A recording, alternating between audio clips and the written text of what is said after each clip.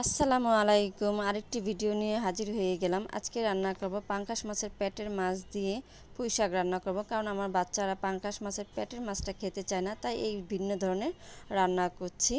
প্রথমে আমি তেলে পেঁয়াজ ভেজে নেব, তার ভিতরে হলুদ গুঁড়ো, মরিচ গুঁড়ো, ধনিয়ার গুঁড়ো ও আদা রসুন দিয়ে লবণ দিয়ে পানি দিয়ে এটাকে কষিয়ে নিব নাড়াচাড়া দিয়ে। তো আমার কষানো হয়ে গিয়েছে, এই তো দেখুন। এখন আমি এখানে মাছ দিয়ে দিব। মাছটাকে একটু নাড়াচাড়া দিয়ে এখানে পানি দিয়ে দিব। পানি দিয়ে এটাকে ভালো করে কষিয়ে নেব।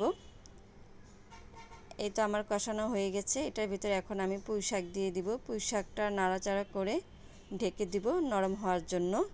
এই তো ঢেকে দিলাম। তো দেখুন আমার পুঁই শাকটা নরম হয়ে এসেছে। এখন এটাকে আমি ভালো করে নাড়াচাড়া দিয়ে মাছগুলো ভেঙে দিব, যাতে আমার বাচ্চারা একদমই টের না পায় এটা পাঙ্গাস মাছের পেটের মাছ।